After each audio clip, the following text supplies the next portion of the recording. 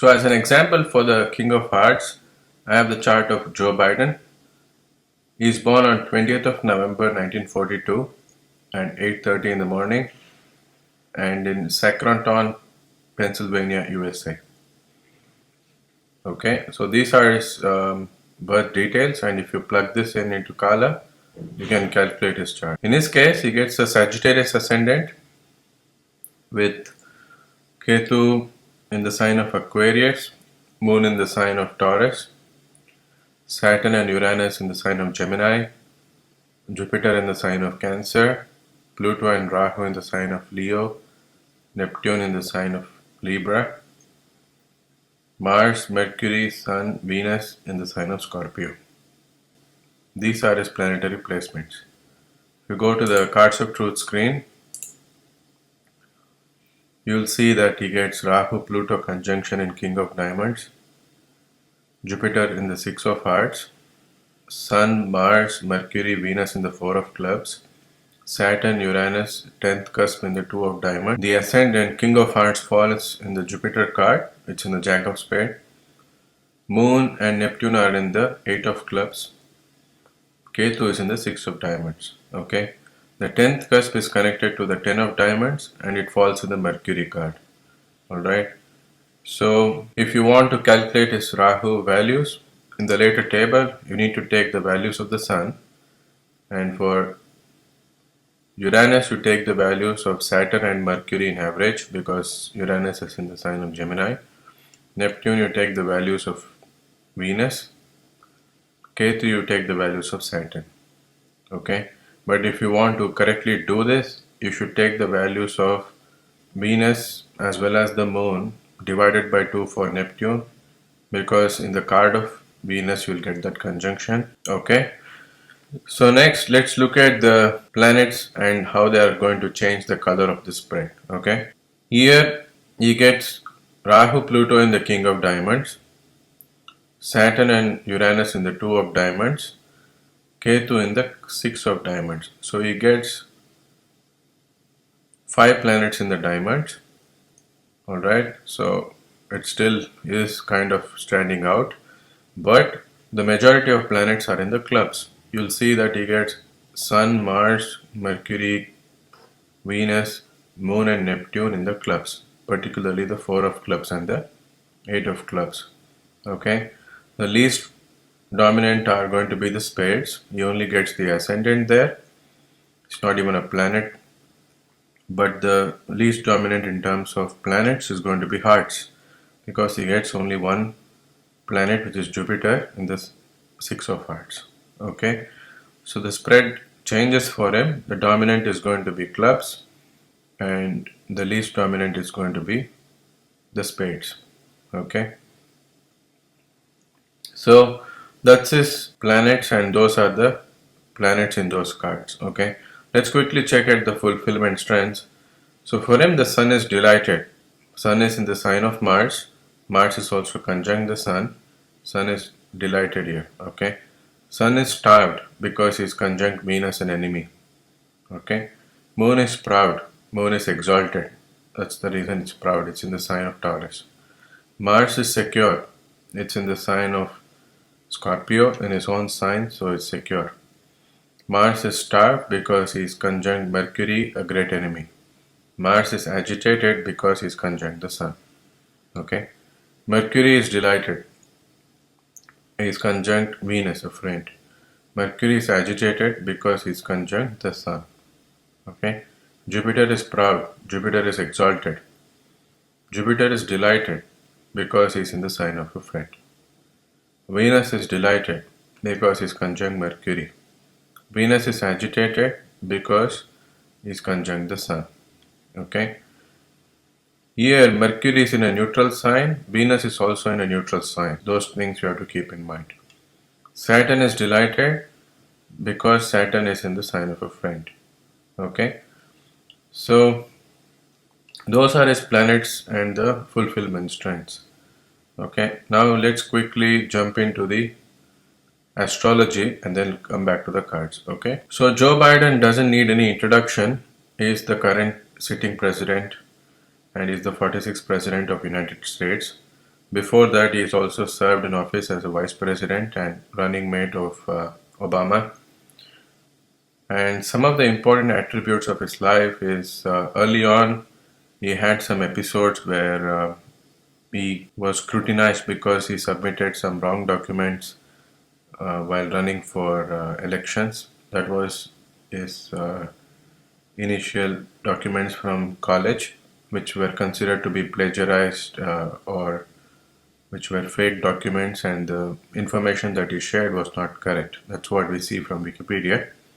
So he came under quite a lot of scanner because he thought he could get away with that. So he basically fudged those documents, and he thought it was easy to get away.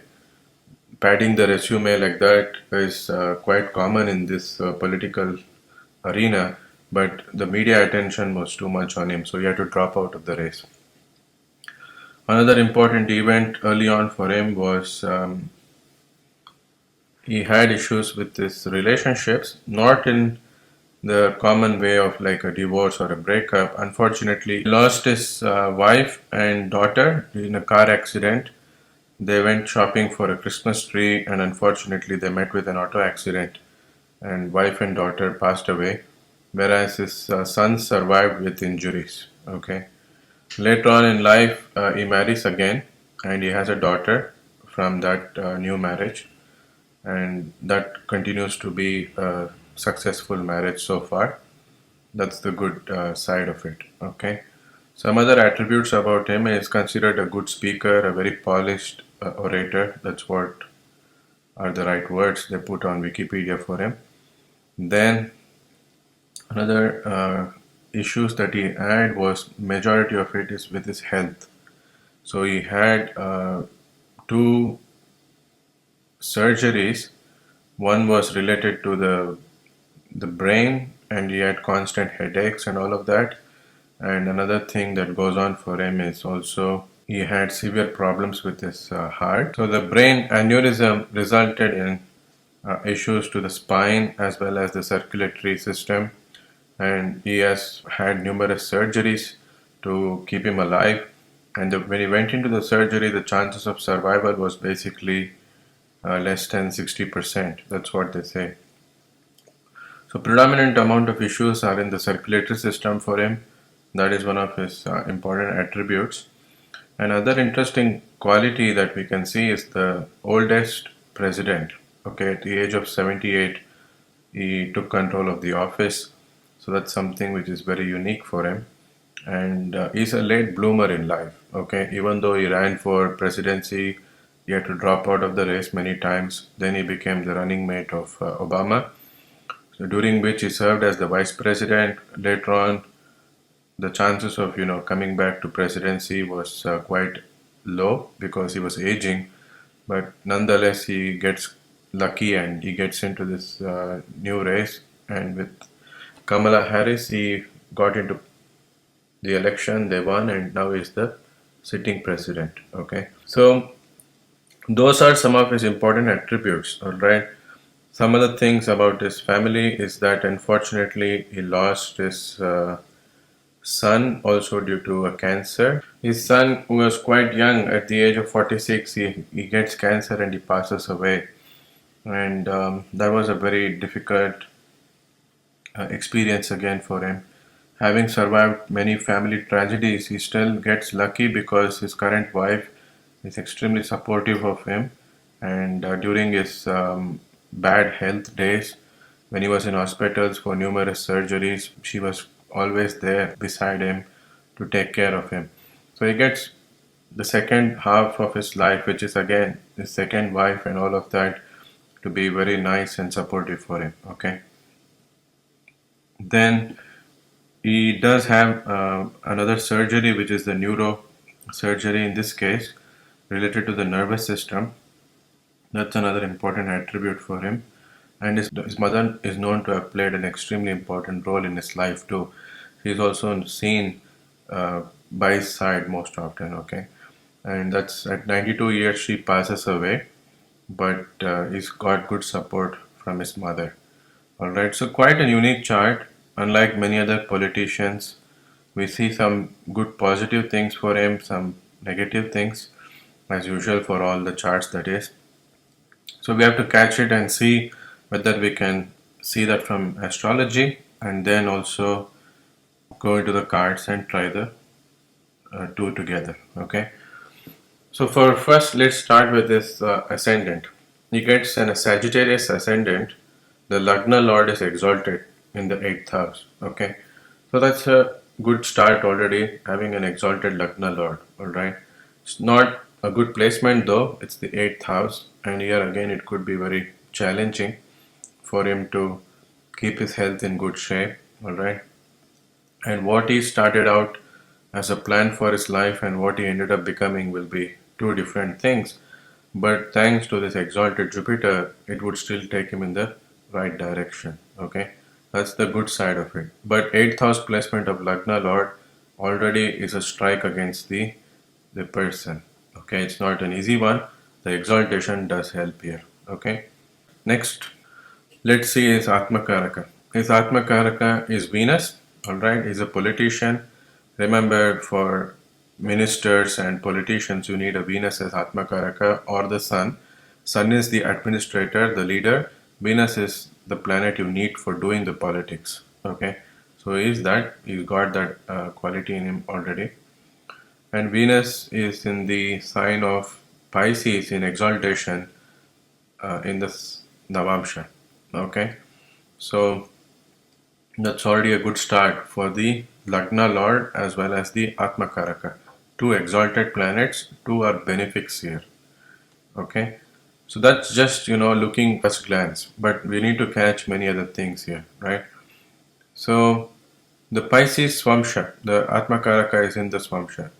Remember, I told about Pisces, people who are born into Pisces Swamsha, they have a chance of liberation and Kaivalya. It is the last sign in the zodiac, so it is all about liberation, moksha, and letting go of the body, not participating so much in the world, and so on. That's what Maharishi Jaimini tells.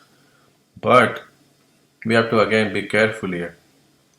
That will be one of the qualities of the person, but the other planets in the Swamsha will change and color the attributes of that person. Okay, so in this case it becomes so clear because he gets the Sun there, all right, which is the administrator, the politician. Along with that, he gets Saturn and Rahu in the signs of Jupiter. Okay, and that is having an aspect, very strong aspect on Sun and Venus because they will be practically conjunct in the signs of Jupiter.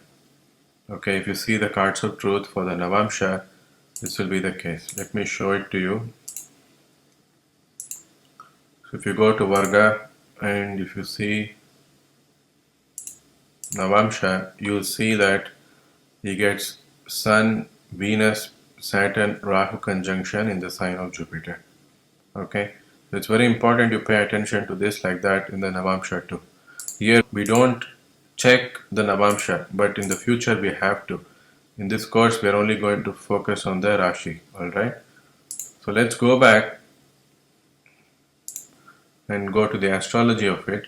So also I mentioned to you, there will always be power struggles going on with Sun Rahu or Sun Saturn conjunction people. And it is not going to be a surprise. Don't be surprised if you see people are famous with the Sun Rahu, Sun Saturn, okay, and Sun Saturn Rahu conjunction, the triple conjunction. The reason is they are out there to be on the power hungry side of things. One of that is going to be politics or like CEOs and starting big organizations and all of that. But internally, they will endure quite a lot of problems, especially with their personality. They will have some disorders. Worst case, they could have problems on the personality and be of malefic nature towards other people in their life. But the best case is that they can have health issues and issues with their father, especially the abandonment issues, particularly. Okay, where the father would not be present at when needed, and they could, suffer because of that. Okay, why did I say that is the best case? Because best case is always whatever you endure as pain and suffering, if you keep it to yourself and you suffer, which is practically your physical pain, that is still not involving other people in the world. Okay, whatever the good or the bad, the ugly you have. But the moment you involve other people in your life and you cause pain for others and inflict damage on others, then it's a very difficult situation. Okay.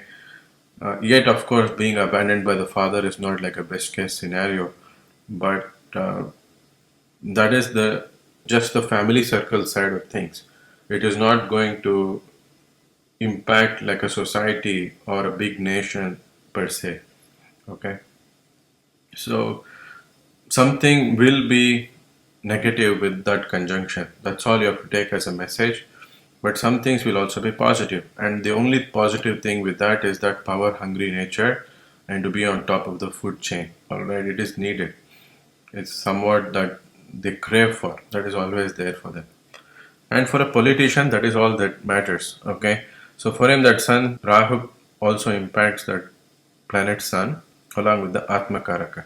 Again, pay attention to this. We will come back to this when we discuss the relationships in a bit. Okay. So that gives that attribute to be into politics, all right, because of those two planets along with Saturn, in the aspect there. So is that enough? No, we need the 10th house of power to be involved. So the 10th lord is Mercury, and Mercury is in the sign of Saturn. Saturn rules Mercury, and that Saturn ruling Mercury is aspecting the Sun and the Atma Karaka.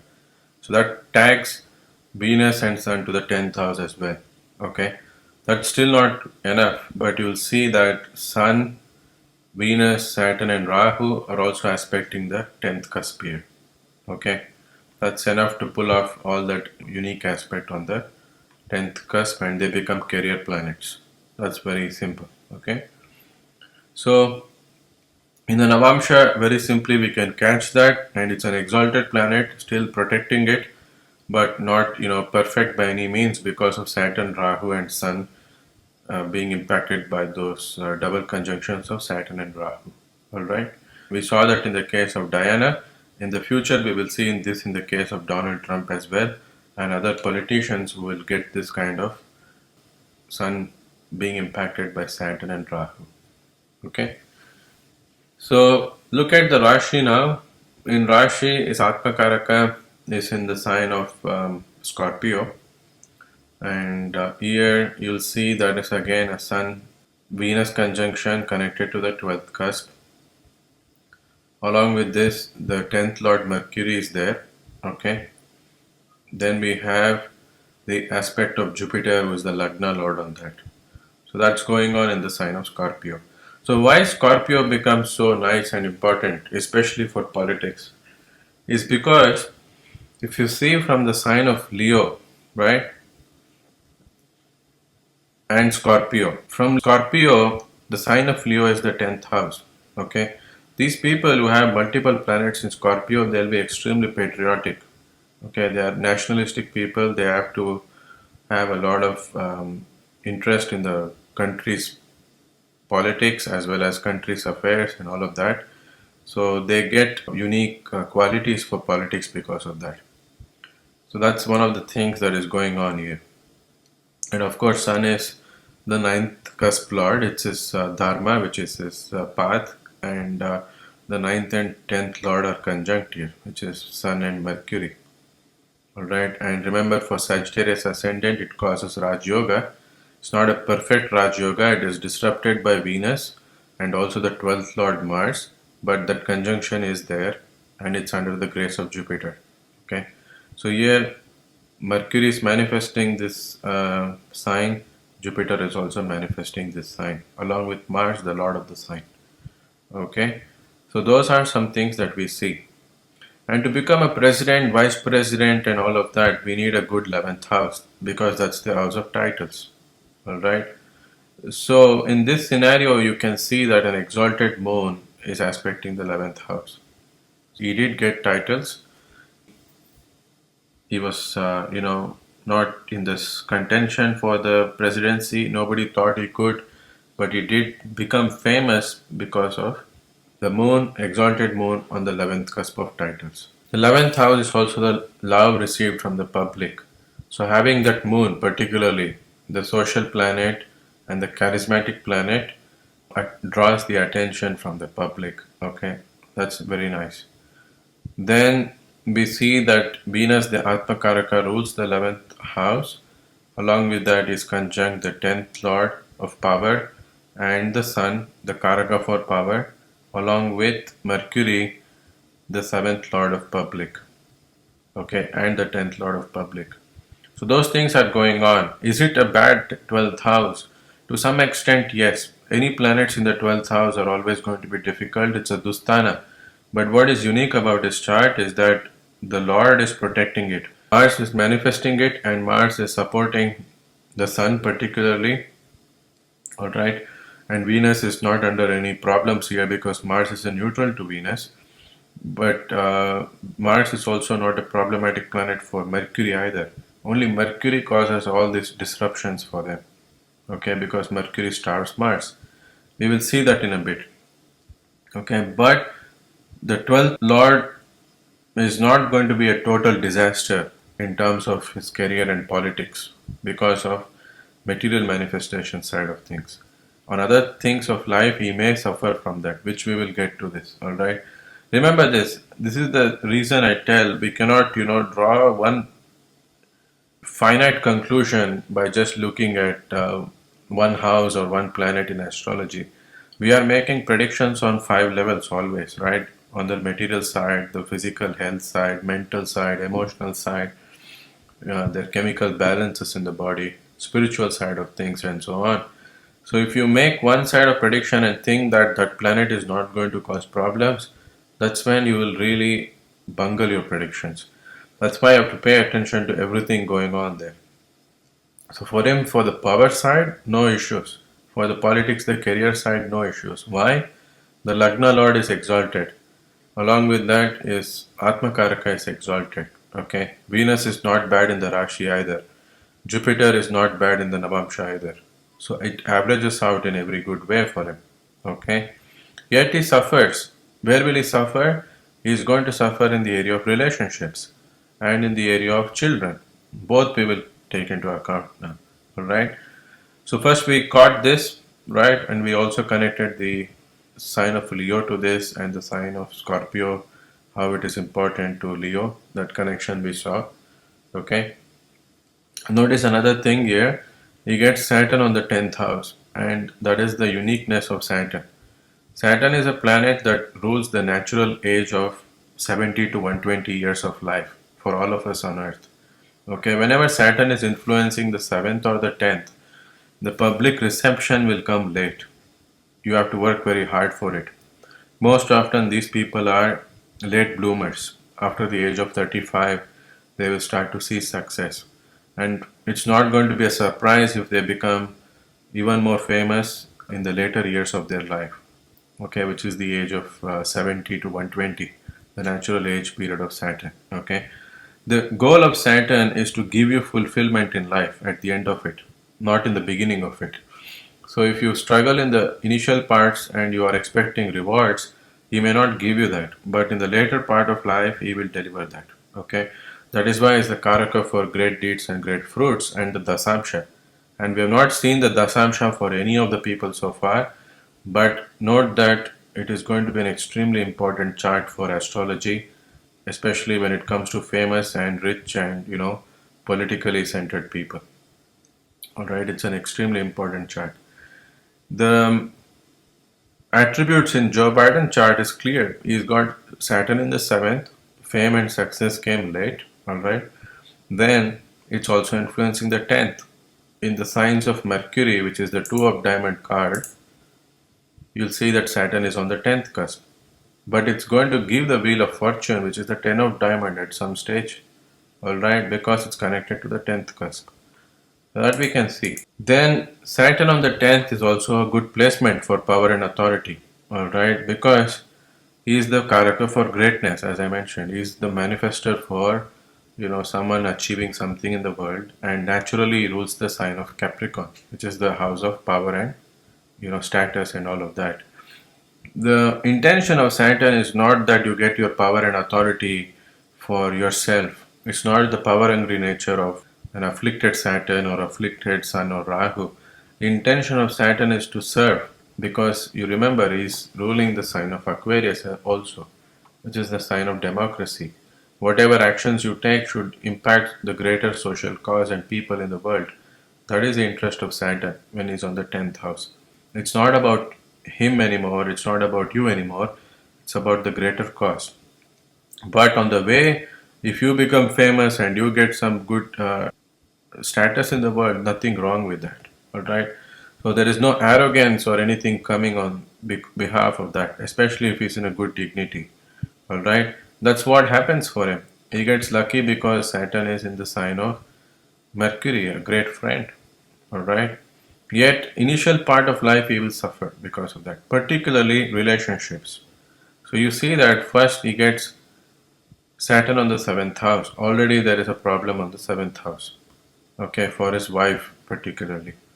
Then Venus is in the 12th house of losses. Okay, that's already connected here. Mercury is in the 12th house also. The Lord of Saturn as well as the seventh Lord is in the 12th house. So at some stage he had to lose his wife or spouse. Okay, how did that happen? It happened through an accident, which is Mars. Accidents particularly are seen through Mars. It was a vehicular accident and we need Jupiter involved. That's the fourth lord, right? And that's the fourth, what do you call, fourth lord of vehicles. But it is not his vehicle. He was not part of the accident. It was the vehicle of his wife. Okay. So for him, his wife is seen through the seventh house. Fourth from the seventh house is the 10th house, which is going to show the vehicles of his wife. That is Mercury. And that Mercury is in the 12th house, creating that accident and death of his wife. Is that enough? No, we need to get confluence, and that you can see through the Navamsha. Here he gets Saturn Rahu, the two severe separating planets in astrology, impacting that Venus, which is his wife. Okay, the most important planet in the Navamsha. That's going to show your wife. And even here in the Navamsha, the seventh cusp lord is Venus, is in the 12th house of losses and aspected by Saturn and Rahu, separation from his wife. Very unfortunate event. Okay. Then he loses his daughter in the car accident. Along with that, he loses another son due to cancer at a later stage in life. Why?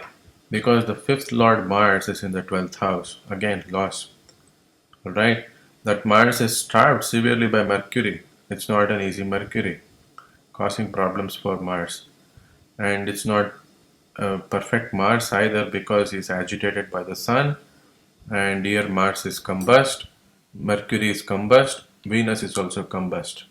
So all these three planets that cause so much of problems with his children and family. Yet the second half of life he survives. He gets married again and he has a daughter. See the beauty of this. Moon is exalted. Moon is the Dharakaraka. Venus is exalted. Venus is the most important planet in the Navamsha. He is also the seventh cusp lord. Okay, so that is how you need to tie the knots. Otherwise, you will not be able to pick everything that is going on. Then you see another nice thing about his chart is that the seventh lord Mercury is on an angle in the Navamsha, which is the sign of Capricorn, where it's quite powerful because it's on an angle, and then you get good confluence, seeing that he's going to be very active in whatever he does in the world through public and reception. On top of that, it's a quite active Navamsha. He's going to be very active in his married life or relationship life. So there was no discontinuity after the loss of his first wife. The continuity happens because of the Navamsha being quite strong. Okay. Another interesting thing you'll see is that Mars, who is the accident planet, is in the seventh house in the Navamsha, who is also the eighth Rashi Lord. Okay, eighth Rashi Lord can disrupt the seventh house, and he is there. Okay, That's already showing some signs here. Then for the children also you can see some connections here. Okay, the Navamsha is important from every point of view because from Gemini astrology we study everything from the Navamsha. But you see only from Parashri astrology point of view the wife here. For children we have to look at the Saptamsha. But in this case you just pay attention to the fifth cusp in the Navamsha that's ruled by the sun, and even that sun is in the sign of Pisces, the 12th house in the Navamsha, harshly aspected by Saturn and Rahu, two separating planets. Again, problems with children. Okay, let's see the Saptamsha here. So, in the Saptamsha, the fifth cusp is conjunct a debilitated Mars, again, accident. Alright, and his son passes away because of cancer. Again, it's an immune system that was probably weak. That's a very tough one. Okay, and there is a Parivartan Yoga going on between Mars and the Moon. Alright, Moon is the 8th cusp lord and Mars is the 12th Rashi lord here. And it's very difficult with this Parivartan Yoga between the 8th and the 12th. There was no stability in terms of his Saptamsha because of that. And Saptamsha has got to do with your children, and that fifth cusp gets caught in that process. Okay, so it was not easy in that kind of situation.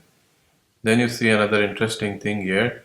The seventh cusp lord is Mercury, is placed in the 11th Rashi, and the ruler of the 11th Rashi is Venus, and is placed in the sign of Scorpio. Again, a problem because the 11th Rashi lord, which is connected to the 7th, is in the 12th, the house of losses. Okay, it's a very tough one. Why this becomes problematic? One is that Dur Parivartan Yoga, along with that is the debilitation of Mars that causes all these disruptions.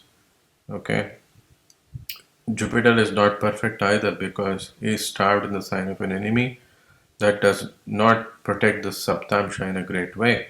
As we saw in the chart of John Bon Jovi, he had an exalted Jupiter that protected the loss of his children. Okay, but not here. That's what we can confirm. It's not like he's going to not have children. He has children, and after in the second marriage, he has another daughter. That's because of having Jupiter in decent dignity, at least. It's not debilitated Jupiter or something. Okay, that's another important attention point here. So, about his mother, is she's been very supportive, and that is this exalted moon once again. Okay, it's not too bad. And again, his wife, second wife, is extremely supportive. All right, because of this exalted moon, and it's aspected by an exalted Jupiter. That's really nice. It's manifesting signs both ways. In addition, the moon is manifesting the 8th house. That's very nice. Okay, so for him, he has quite many health issues, especially with the brain, and that was mostly again due to stress and having too much of problems with his campaigning, working 18 hours a day, and he had a lot of headaches and that very much like a shocking bolt in his head, which he couldn't withstand. And later on, he had to endure those two surgeries. One was this brain aneurysm, which led to a surgery. Following that was neurosurgery for the spinal column because that pain in the brain went to the spinal column immediately. Okay, and the neck. So all these are problems, and surgeries happen when Mars is afflicted severely. And for the brain, the sign of the brain, the head is Aries. Okay, when Aries is afflicted, you'll see all kinds of issues happen with brain, the head, headaches, and major injuries to the head, accidents, and all of that. So here you see in the sign of Mars, later we will see in the cards also, Mars is going to be afflicting his fifth cusp here, as well as we have this four planetary conjunction impacting the sign of Aries, which is very difficult. Okay, Mars is strong. Mars, of course, is protecting that fifth house also. That's what probably led to the surgery being successful, along with that exalted Jupiter in the eighth house of longevity. Nonetheless, it's not an easy thing because Mercury is starving Mars. And I've written an article again on my blog about importance of Mercury and Mars when it comes to the neural transmission in the body and how they really work hand in hand. Please read that, you get more importance or attention on that. But know this, that when it comes to cognition and when it comes to the signals moving in the neural system, Mercury is extremely important. Okay, Mars is the electricity that is charging the brain and it's keeping the neuro signals moving, but Mercury plays a huge role in that, all right, because it's the communication of those signals that matter. And here it's afflicted because it's in the 12th house, and the signs of Mercury is also afflicted with Saturn there. Okay, Saturn is delighted, but having Saturn there is going to cause problems to Gemini. Again, the neck is the region of the Gemini, the hands, all of that is part of Gemini. Okay, so we see that problems. We have to confirm all of this in the Trimsamsha, so let's quickly check that. In the Trimsamsha, we see Mercury is in severe starvation in the sign of the moon. Okay, it's a lot of problems here for Mercury, and the signs of Mercury are afflicted by Rahu and Ketu. Okay, where Rahu or Ketu are placed in the Navamsha, you can have severe problems in that area of life. Okay, then of course here the sign of Aries has to be afflicted. Mars is in a neutral dignity conjunct the moon, but the signs of moon is afflicted through Mercury. So it's not, perfect Samsha by any way. On top of that, we have the Sun Saturn conjunction. That's the severity that afflicts the Trimsamsha. Wherever you get that Sun Saturn conjunction, just know that that chart is going to be weak by foundation. Okay, there will be insecurities in that chart relevant to whatever that chart shows. For example, if it is Trimsamsha, it is going to be your health. There is an insecure situation in the health. Okay, things like that. Here he gets the aspect of Jupiter on Aries, the head. So Jupiter protects it at some extent. Even Venus is aspecting. Venus helps in the recovery. So those two things are going on in a positive way. Yet, the first cusp, the head, which is the sign of Cancer, shows the head in this chart also because it is holding the first cusp. It's afflicted with a star planet. That's not easy. Okay. Then look at the other problems with his children. And children, one of them died of cancer, basically, right? So that we can see with, the Matru Putra Karaka is Mercury, and that Mercury is placed in the sign of Capricorn in the Navamsha. Okay. Again, please read that article about predicting cancer disease using Gemini techniques on my blog. It's a free article. You'll understand the importance of that, and you'll see that whenever any of the Karakas get tagged to the sign of Capricorn and Saturn is afflicted, he can cause problems. Okay. Here Saturn is afflicted because he's starved by the sun severely in the Navamsha. At the same time, you have to confirm that in the Trimsamsha, Saturn is severely afflicted also here. Okay, that's all we can see very nicely in both those charts. So the point is that whenever we have planets in the 12th and planets in the 8th, these are hidden houses, and also these are some strikes against the person's longevity. Okay, in his case, he survives. It's a surprise, right? I mean, having this kind of planets in any other chart, you'll see, oh, it's not going to be easy for them to have, a long life. But he survives. Why? Because there are some very interesting supporting factors. One, Mars is in his own sign. He's a fighter and he fights and he keeps surviving one surgery after another, one accident after another. Okay, that's the good side of this Mars. Then Jupiter is exalted, the Lagna Lord. It's protecting that 8th house. Saturn is on the 7th house. Usually it's a good point for longevity. Saturn on an angle. Okay. But we also need the benefics on angle. He doesn't get that, but still some support is there with Saturn on an angle. Then we have an exalted moon. These people will not have any interest in dying soon, because if you have moon in debilitation, the moon can kill himself. For instance, people who have an afflicted moon, moon Rahu conjunction, moon Saturn conjunctions, they go into severe forms of depression and pain and difficult lifestyle and difficult manifestation of life, which can make them think about suicide at least. Okay, but not an exalted moon. It's not going to happen. All right, with that support in the mind is capable of overcoming any problems and issues on that. So all those factors you need to tie. Okay. Then once again look at it. I told you Rahu Ketu in the Maga Nakshatra and Shatabisha Nakshatra here.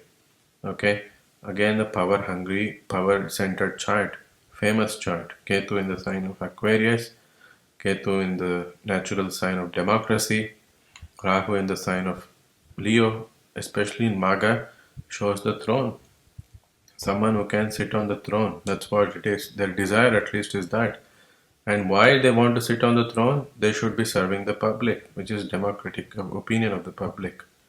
Okay? Whether it's going to manifest or not is a different story. But that potential is there. Okay? And the dispositor of Saturn is in the seventh house, where it's that of public, reception of the public. Okay?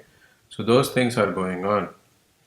Indeed, in his chart also you'll see that the fifth and seventh lords are conjunct, but it's in the 12th house, not in the other ways. Okay, that support is there to some extent, but not in the best possible way.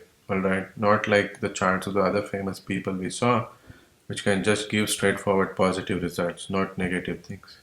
Okay, so those are some very fundamental things that we can see, and he gets moon in the sign of Capricorn as well. It's an important attention point because moon is his eighth cusp lord of longevity. It's in Capricorn.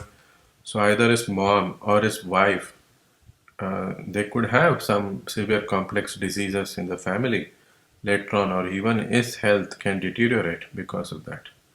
Okay, that connection to Capricorn and that disease of cancer is there here. And for him, if you see Trimsamsha, you get Saturn and Sun conjunction in the sign of Capricorn as well. Okay, and Sun is a natural Atmakaraka which can show him, and Saturn for him is also his Gnati Karaka which can show him. Okay, it's his disease. Gnati Karaka is a Karaka got to do with disease as well as relatives. Okay, so it is definitively present, that combination. Some grace and luck of Jupiter is there, but whether it's enough to keep him not getting that complex disease or his family members from getting that complex disease will come down to this exalted Jupiter and exalted Venus protecting it, and also the dashas, the time frames, the transits that is going to run. Okay, so that's the fundamental things that we see in this chart. Of course, we have to address the 12th house here, right? And the problems of the 12th. Anyone who is in those authoritative positions, you will quite often see they have a very important 12th house, very strong 12th house, in fact, because there are a lot of secrets, hidden things, things going on in the closed doors, okay, which is not known to the public, all right, especially presidents and everyone. They have close connection and ties to so many big people in the world, and even funding agencies for their campaign, or even some other CIA, FBI, underworld things, or whatever. They will have all kinds of people whom they are connected to. That's the 12th house. Okay, and again that 8th house here. All right, Jupiter is retrograde in his chart, and Jupiter is actually going to show the children's impact on his life is quite a lot because of that retrogression. Saturn is retrograde also. And we saw he lost two people, one of his daughters and the other his son, which has probably impacted him in a severe way. But he got lucky by having other people again, his second wife and second daughter. That is the exaltation, protecting it. Okay. Then you see another interesting thing. Fourth Lord is exalted, his mother. Moon is exalted, mother. So all of it takes care of it in a very positive way. Okay, then some pretty nice things with respect to wealth is also seen with that Jupiter in exaltation, Mars Moon in opposition. Okay, having status and power, real estate, property, and all of that. Okay, those are some pretty nice things. Even children having good status in the world is seen with Jupiter in exaltation. Okay, but the 12th house, once again, he was, under a controversy because of that. Right? He's still considered to have some secrets and all of that. There is a controversy. Then, in initial part of life, he fudged many documents and he padded his resume. That's the 12th house, faking things, hiding things, showing those things that are not true. Okay, especially if it's afflicted. And here, even Venus is in the 12th. Okay, something got to do with women could be there. All right, such things. And here, Mars is in the 12th. And that is again your teammates and co-workers. All right, his children, fifth house. Any secrecies about his children, any secrecies about women. Okay, such things we definitely notice here. So those things very clearly we can pick from his chart. No surprises when it comes to astrology here and the Navamsha. Of course, there are other plenty of things going on in Gemini astrology, the Parashri astrology, and all of that. But for now, this much of conclusion by first glance, understanding his life, his diseases, his longevity problems, his issues with his health and his power and how he became famous, is quite good enough, I think. All right, that's how we really need to pay attention to.